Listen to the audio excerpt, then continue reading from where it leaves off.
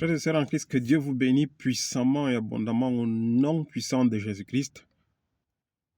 Frères et sœurs, exhortons-nous, Seigneur Jésus-Christ, nous t'invitons au milieu de nous, Père, viens nous exhorter, que nous puissions nous taire et que ton esprit parle par la puissance de ta parole et que nous recevions la guérison, la santé et la vie en nous, au nom puissant de Jésus-Christ. Amen.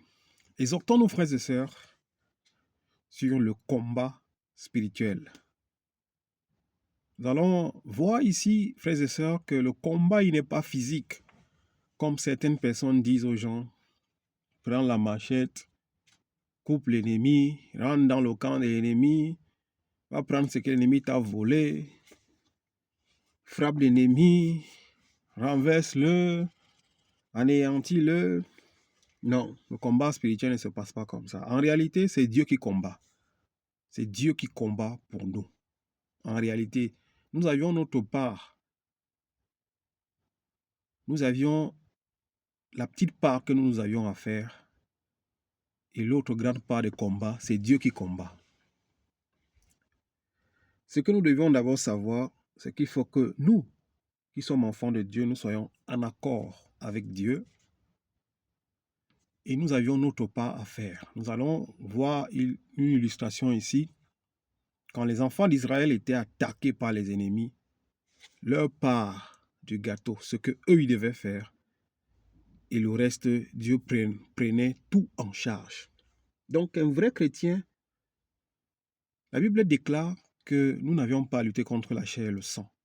Donc ce n'est pas un combat charnel où tu vas faire les katas, tu vas prendre la machette, tu vas rentrer dans le camp de l'ennemi, tu vas aller prendre ce qui t'a volé. Non, c'est un combat qui est spirituel. Mais nous avions notre part de marché, de gâteau, de travail à faire, et le reste est accompli par Dieu. C'est ce que nous voulons voir ici.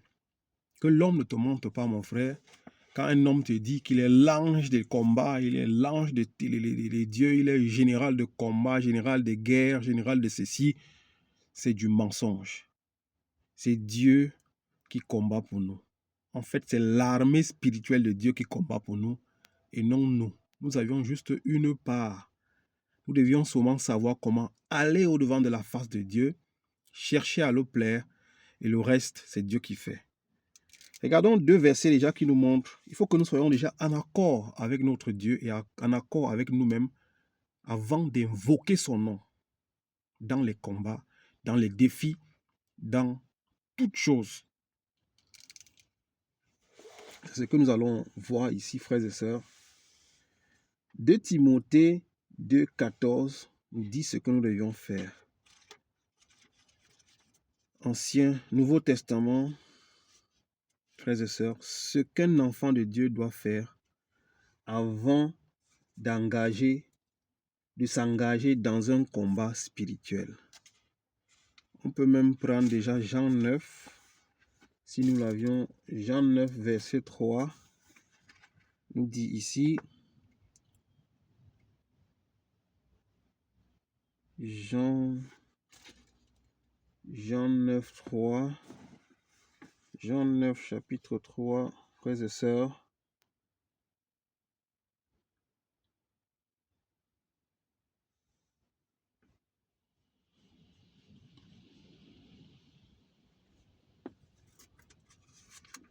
Jean 9 va nous illustrer. En fait, c'est l'histoire d'un aveugle né de naissance qui était guéri. Et il était harcelé par certaines personnes de la synagogue qui doutaient du miracle. Et ils insistaient en posant les questions à cet aveugle. Mais que celui qui t'a guéri, que penses-tu qu'il est? Puisqu'on traitait de Jésus-Christ de fils de démon, de ceci, de cela. Et lui, on lui a demandé, que penses-tu qu'il est? Et lui, il leur a dit, en réalité, Dieu n'exauce pas les pécheurs. Dieu n'exauce pas les pécheurs. Donc, il faut que celui qui s'approche de Dieu s'éloigne du péché et il se sanctifie.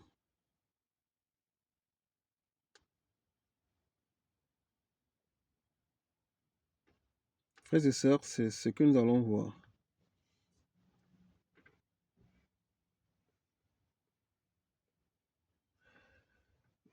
Jean 9, verset 31, nous montre ici, avant d'engager un combat ou de s'engager dans un combat spirituel, il faut que nous soyons en accord. Donc je disais que l'aveugle ici avait été guéri par le Seigneur Jésus-Christ. Et les responsables de la synagogue n'arrêtaient pas de lui demander, mais qui t'a guéri? Qui t'a guéri? Et il disait que non, c'est le Seigneur Jésus-Christ. Et c'est Jésus qui dit, mais c'est qui cet homme qui t'a guéri? C'est qui? Sais-tu qui il est, celui-là? Et lui, il leur a dit, il pense que c'est un prophète. Parce qu'en réalité, Dieu n'exauce pas les pécheurs. Je vais lire Jean 9, 31 nous dit, nous savons que Dieu n'exauce pas les pécheurs, mais qu'en revanche, si quelqu'un l'honore et fait sa volonté, il exauce. C'est ce que l'aveugle de naissance qui a été guéri leur a répondu. Nous prenons cette parole pour dire que Dieu n'exauce pas les pécheurs, mais qu'en réalité, celui qui honore Dieu, Dieu et fait sa volonté, Dieu l'exauce. Avant de s'engager dans un combat spirituel, il faut que nous soyons rassurés que nous honorons Dieu et que nous faisons sa volonté. Et après cela, nous pouvons dire que nous pouvons engager un combat spirituel. Parce que tu vas lutter. La guerre, c'est avec les esprits. Ce n'est pas avec les mains. Ce n'est pas charnel. Le combat, il est spirituel. C'est avec les esprits qu'on combat. Et non avec la chair. Donc, avant de s'engager dans un combat spirituel, il faut être rassuré que nous honorons Dieu et que nous faisons sa volonté. C'est alors que Dieu va nous exaucer. Un autre verset, 2 Timothée 2, verset 19, si je ne me trompe pas, a aussi une parole pour nous. 2 Timothée 2, verset 19 nous dit ici,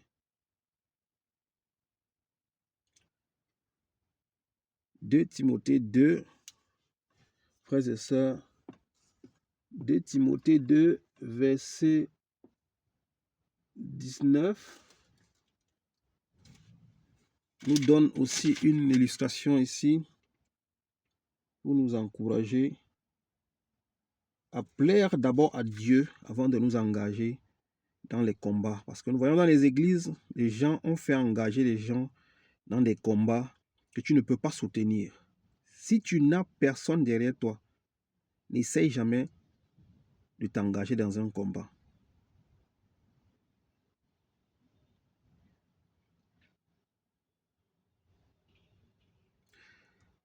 De Timothée 2, verset 19 nous dit, cependant, les solides fondations posées par Dieu subsistent. Porteuses de cette inscription, le Seigneur connaît ce qui lui appartient. Et tout homme qui prononce le nom de Dieu, du Seigneur, qu'il se détourne du mal. Les fondements, les fondations de Dieu subsistent. Le Seigneur connaît ce qui lui appartient. Et tout homme qui prononce le nom du Seigneur, qu'il se détourne du mal. Avant de t'engager dans le combat spirituel, puisque nous combattons au nom de Jésus-Christ. Avant de prononcer le nom de Jésus-Christ, il faut que tu te rassures que tu t'es éloigné du mal. Proverbe nous dit également que celui qui commet un péché le reconnaît, il le confesse, il le délaisse, obtient miséricordieux. Rassurons-nous que quand nous péchons, nous confessons nos péchés, nous les délaissons et nous les abandonnons. Et 1 Jean nous dit également que le sang de Jésus-Christ, 1 Jean 1, verset 7 nous dit, le sang de Jésus-Christ nous sanctifie et nous purifie de tout péché. Avant de nous engager dans un combat spirituel, il faut que nous soyons en accord avec l'Esprit de Dieu. Avant de nous engager dans un combat spirituel. Donc, rentrons dans notre sujet, frères et sœurs, c'est dans le livre de 2 Chroniques 20. C'est l'histoire d'Israël, 2 Chroniques 20, frères et sœurs. C'est ici l'histoire d'Israël quand ils ont été attaqués par leurs ennemis. Nous allons voir la réaction de nos frères en Christ ici. Nous allons voir leur réaction quand ils ont été attaqués par l'ennemi. Ils ne sont pas rentrés dans le combat directement, mais ils ont d'abord cherché la face de l'Éternel pour le confier toutes choses, parce que c'est l'Éternel qui combat et non nous. 2 Chroniques 2 nous parle ici la victoire de Josaphat et son peuple sur leur ennemi. En fait, je vais essayer d'écourter cette histoire, parce que si je la lis, elle sera vraiment longue. Frères et sœurs, si je la lis, elle sera longue. En fait, ici, Israël avait été attaqué par les Ammonites, les Moabites et les habitants de la montagne de Syr. Et c'est des gens, quand Israël était sorti du désert, Israël ne leur a pas fait la guerre. Quand Israël est sorti d'Égypte, il ne leur a pas fait la guerre. Ils sont passés doucement dans la paix. Mais quand Israël s'est installé, ils se sont mis en accord pour venir attaquer Israël. Je veux quand même lire pour rentrer dans le contexte. 2 Chroniques 20. Après cela, les Ammonites et les Moabites et les Ammonites, accompagnés des Maonites, marchaient contre Josaphat pour lui faire la guerre. On vint annoncer à Josaphat: une foule nombreuse s'avance contre toi depuis l'autre côté de la mer, depuis la Syrie. Et ils sont déjà à Hatz, Satson, Tamar, c'est-à-dire En-Gedi. Josaphat eut peur et décida de chercher l'Éternel. Ça, c'est le comportement qu'un enfant de Dieu doit avoir quand il sent qu'il est combattu par l'ennemi. Même si l'ennemi se ligue, même s'ils sont 20, même si c'est une légion, même s'ils sont une quarantaine de personnes qui se liguent contre toi, Josaphat ici a pris peur. Mais regardons la réaction de Josaphat. Josaphat eut peur et décida de chercher l'Éternel.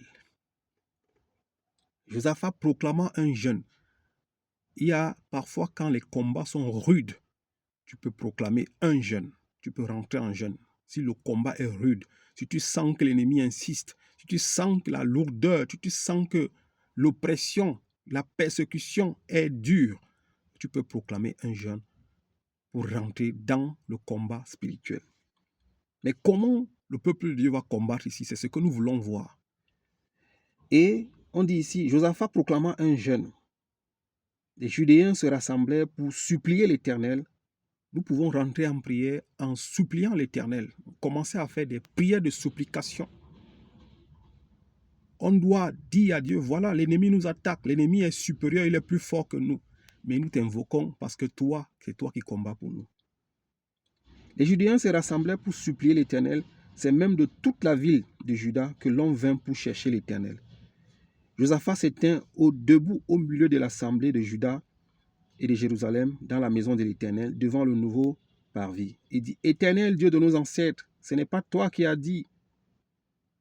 Je ne vais pas lire tout, parce que c'est long. En fait, quand on attaqua Israël, Josaphat convoqua tout le peuple. Et il imposa un jeûne. Ils rentraient tous, ils se mit tous en assemblée. Et Josaphat commença à dire au Père: Éternel, voilà les peuples que nous n'avions pas fait la guerre, aujourd'hui viennent nous combattre.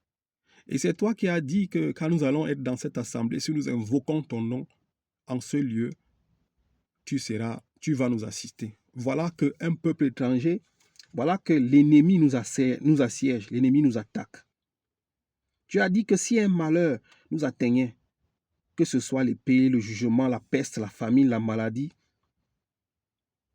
tout ce que nous allons faire dans cette assemblée, dans ce temple, quand nous allons t'invoquer, tu vas écouter nos prières. Donc, Josaphat commença à énumérer que les Ammonites, les Moabites, les habitants des Syr, les voilà qui nous attaquent. Seigneur, nous t'en supplions, viens en notre secours. Je vais quand même lire encore ici maintenant. Tous les Judéens se tenaient debout au 13 devant l'Éternel, y compris leurs jeunes enfants, leurs femmes et leurs fils. Alors l'Esprit de l'Éternel reposa au milieu de l'assemblée sur Jacaziel, fils de Zacharie, et descendant de Benjamin, Jaïl et Matania. C'était un Lévite, un descendant d'Asaph. Jacaziel dit, soyez attentifs, vous tous Judéens et habitants de la Jérusalem, et toi, roi Josaphat. Voici ce que vous dit l'Éternel. Après que le peuple de Dieu ait invoqué Dieu, lui fait comprendre que l'ennemi s'est levé contre lui, l'ennemi les assiège, la Bible déclare ici, l'Esprit de Dieu rentre dans l'Esprit de Dieu, l'Esprit de Dieu entre dans Jacaziel et l'Esprit de Dieu parle au peuple. Écoutons ce que le Seigneur dit ici. L'Éternel, n'ayez pas peur et ne vous laissez pas effrayer devant cette foule. Plus que le peuple, sachant qu'ils n'ont pas de force, ils n'ont pas d'autorité, ils n'ont pas de puissance, ils n'ont personne sur qui ils peuvent s'appuyer, ils ont invoqué l'Éternel. Et l'Éternel est passé par Jacaziel qui était prophète pour parler à son peuple. Parce que le peuple israélite ici avait compris que ce n'est pas à eux. Même en ce moment, en ce temps-ci, le combat était charnel.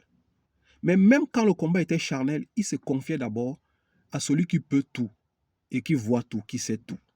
L'Éternel Dieu des armées. Le peuple et le roi Josaphat se sont confiés à l'Éternel. Ils ont commencé à intercéder. Ils ont commencé à faire des prières de supplication. Ils ont commencé à faire des demandes à l'Éternel Dieu. Et Dieu leur répond ici par Jacaziel. N'ayez pas peur et ne vous laissez pas effrayer devant cette foule nombreuse. Car ce ne sera pas vous qui combattrez, ce sera Dieu. Dieu leur dit, n'ayez pas peur. Ne voyez pas parce que l'ennemi est les ennemis sont nombreux. Ne voyez pas parce qu'ils ont les armes solides et efficaces. Ne voyez pas parce qu'ils sont géants. Ne voyez pas parce qu'ils sont nombreux. Restez calme. Parce que ce n'est pas vous qui allez combattre. Ce ne sera pas vous qui combattrez, ce sera Dieu. C'est pour ça que je voulais qu'on arrive là, dans la lecture. Ce n'est pas nous qui combattons, c'est Dieu qui combat pour nous. Mais notre part dans le combat, c'est l'intercession, c'est la prière, les supplications, les jeûnes. Allez rester dans la face de Dieu. Mais le combat lui-même, puisqu'il est spirituel, c'est un combat d'esprit. Ce n'est pas nous qui combattons, c'est Dieu qui combat. Malgré qu'ici, ils devaient combattre physiquement, mais ils se soumettaient à leur Dieu qui combat pour eux. C'est ce que je voulais te faire voir, mon frère, ma soeur, pour te montrer que c'est Dieu qui combat pour nous. Écoutons donc, l'Éternel le dit ici, demain, descendez contre eux. Dieu te dit, n'aie pas peur de l'ennemi. Il faut affronter l'ennemi parfois, mais c'est dans la prière, dans les jeûnes, dans les supplications, mais sans avoir peur de l'ennemi. Ils vont monter par les collines de Tyr, de Site, et vous les rencontrerez à l'extrémité de la vallée, en face du désert de Jéruel. Vous n'aurez pas à mener ce combat. L'Éternel les rassure encore. Même comme le combat était encore physique, l'Éternel dit, vous n'aurez pas à mener ce combat. Donc nous, on ne lutte pas avec les mains charnelles. Nous, on intercède. On confie nos vies à notre Éternel parce que c'est lui qui a fait de nos combats ses combats et nos défis sont ses défis. C'est ce que nous avions à faire. Nous restons dans la présence de l'Éternel. Nous restons dans la présence de l'Éternel, dans la prière, dans la supplication, dans les louanges, dans l'adoration. Parce que la Bible déclare, Dieu réside dans la louange, dans l'adoration. Quand il y a des combats, nous sentons les combats dans nos vies, nous devons demeurer dans la louange, dans l'adoration, parce que nous sommes dans la présence de Dieu, dans les prières de supplication, les prières qui montent vers Dieu comme un parfum de bonne odeur. Là, vous verrez la délivrance. Vous n'aurez pas à mener ce combat, prenez position, tenez-vous là, et vous verrez la délivrance, ce que l'Éternel vous accordera. Juda et Jérusalem, n'ayez pas peur et ne vous laissez pas effrayer. Demain, sortez à leur rencontre et l'Éternel sera avec vous. L'Éternel est avec nous quand nous vivons pas dans le péché. Quand nous l'honorons et nous faisons sa volonté. Quand nous invoquons l'Éternel et que nous avions les mêmes purs, l'Éternel est avec nous. Nos combats sont ses combats. Nos défis sont ses défis. Ce qui est important, c'est de demeurer dans la face de Dieu en lui soyant agréable, saint. Même quand nous péchons, essayons de confesser nos péchés et de nous sanctifier toujours par le sang de Jésus-Christ, afin que nous sentions comme un parfum de bonne odeur. Quand les combats s'élèvent, notre Dieu s'élève. Élisée et Gésaïe, quand le roi syrien avait envoyé l'armée assiéger Élysée, Gésaïe s'élève le matin pour vouloir sortir. Il voit qu'il y a toute une armée qui a encerclé la maison d'Élysée. Il appelle, oh mon Seigneur, on nous a encerclés, qu'allons-nous faire? Quand Élysée lui dit, si je te montre, je demande à Dieu de te montrer l'armée qui est autour de cette maison, tu ne vas pas avoir peur. Et Élysée demande à Dieu d'ouvrir les yeux de Gésaïe qui voit l'armée. Et quand Dieu ouvre les yeux de Gésaïe, Gésaïe voit une armée de feu, les chars de feu qui étaient autour de la maison. Pour écouter l'histoire, bien après, l'Éternel Dieu avait frappé l'armée syrienne d'aveuglement. Soyez rassurés, peuple de Dieu. Ce n'est pas vous qui combattez, mais sachons aller dans le combat, dans la prière, dans les supplications, dans les jeûnes, dans les actions de grâce, dans la louange, dans l'adoration. Et c'est alors que l'Éternel nous accorde les combats. Nous sommes vainqueurs et victorieux. Josaphat s'inclina le visage contre terre, et tous les Judéens et les habitants de la Jérusalem tombèrent devant l'Éternel pour l'adorer. Les Lévites qui faisaient partie des Kétites et Coréites s'élevèrent pour louer d'une voix très forte l'Éternel. Voilà ce que nous devons faire. Quand il y a les combats, louons l'Éternel. Le lendemain, ils s'élevèrent tôt et partirent pour le désert de Tékoa.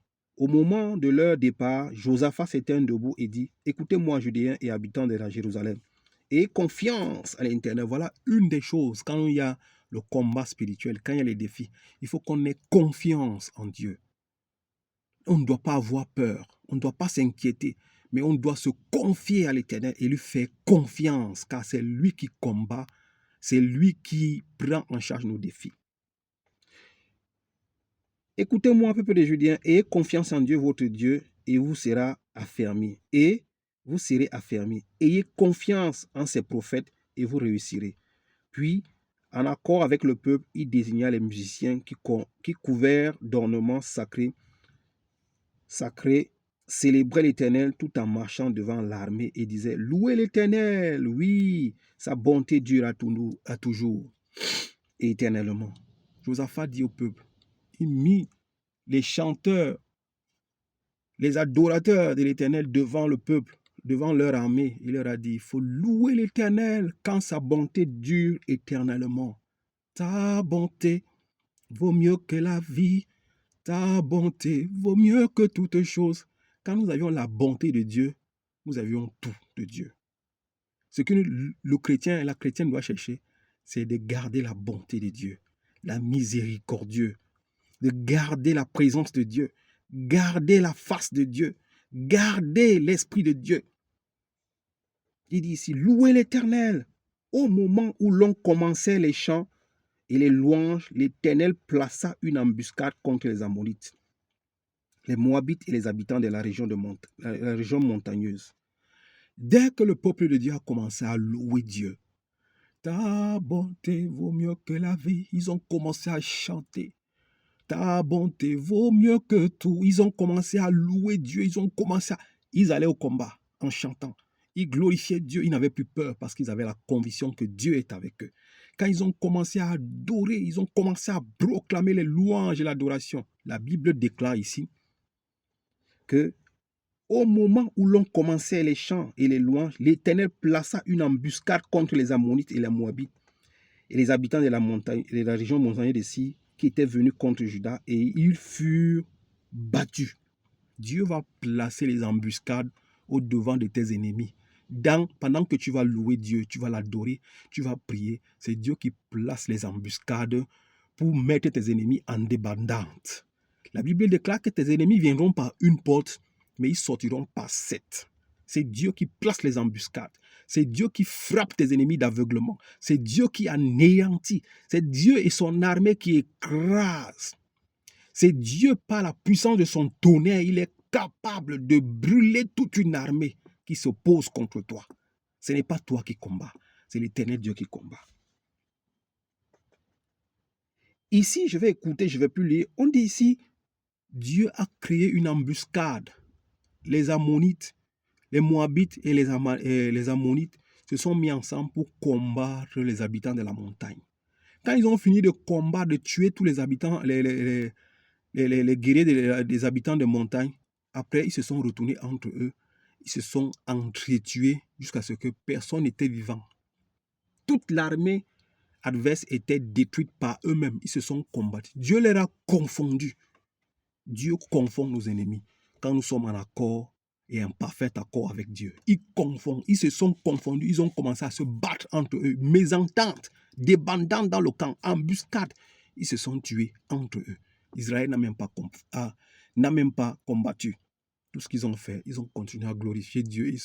Ils ont pris tout de bien, tout ce que ces hommes avaient, et ils sont rentrés dans leur camp, en paix. C'est ce que je voulais te montrer. C'est l'Éternel Dieu qui combat pour nous. Allons dans le livre de Exode, frères et sœurs, pour te montrer le comportement d'un chrétien au-devant des combats et les défis qui l'attaquent, qui l'attendent. Exode 14, 14 nous donne une autre révélation ici. Frères et sœurs, que Dieu vous bénisse abondamment, puissamment, que Dieu vous fortifie, qu'il nous fortifie dans les combats et les défis que nous traversons, et que lui-même, par la puissance de son esprit, combat pour nous. La Bible déclare ici, c'est l'Éternel qui combattra pour vous. Quant à vous, gardez le silence. C'est l'Éternel qui combat pour nous. Quant à nous, gardons le silence. Ésaïe rajoute en disant, c'est l'Éternel qui combat pour nous. Quant à nous, gardons le silence et ayons confiance à l'Éternel. C'est dans la confiance et dans le calme, comme Ésaïe dit, que l'Éternel combat. Quand nous avions confiance et nous sommes calmes, c'est là où l'Éternel prend le combat à sa charge. Que Dieu vous bénisse, qui nous garde, qui nous protège. Frères et sœurs, Psaume 6, verset 10, aussi a une révélation pour nous ici. Le Dieu qui combat pour nous, l'Éternel Dieu des armées, Jéhovah Rapha, c'est lui qui combat pour nous. Psaume 6 a une révélation ici pour nous, frères et sœurs. Verset 10, il nous dit ici, l'Éternel exauce mes supplications, l'Éternel accueille ma prière. Psaume 44 a aussi un message pour nous fortifier, que l'Éternel ne nous abandonne pas. S'il est pour nous, qui sera contre nous? Si l'Éternel est pour nous, qui sera contre nous? Si l'on forme des projets de malheur contre nous, cela ne vient pas de l'Éternel Dieu. Mais Dieu nous donne la puissance d'anéantir nos ennemis. Psaume 44 aussi nous dit, Psaume 44 nous dit,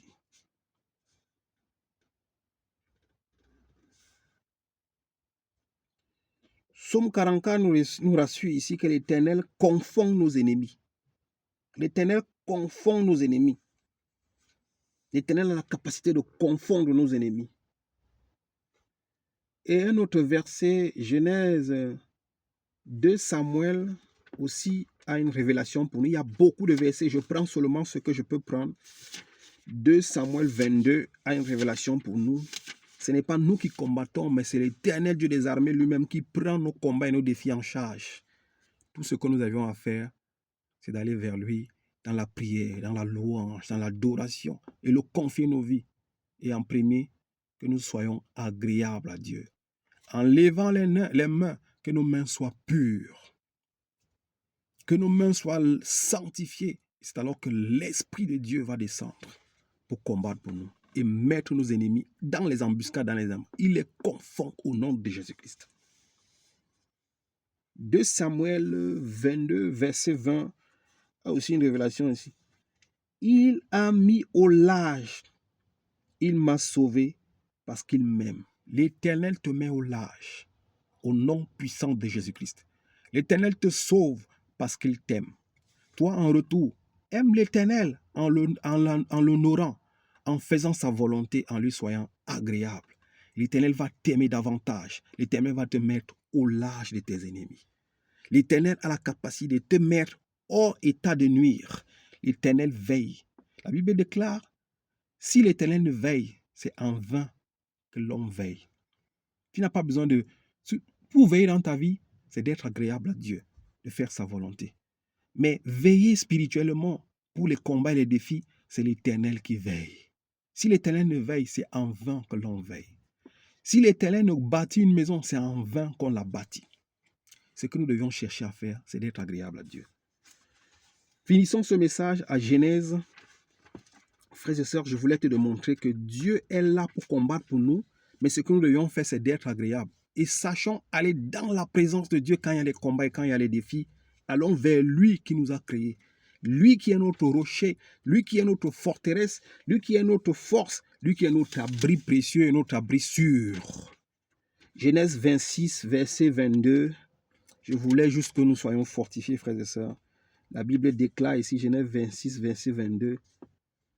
Il partit de là et creusa un autre puits, puis lequel on ne chercha pas querelle. Il appela Rehoboth, car, dit-il, l'Éternel nous a maintenant mis au large. Ici, c'est l'histoire d'Isaac. L'histoire d'Isaac et Abimelech. Quand Isaac voulait reprendre les puits que son père avait creusés.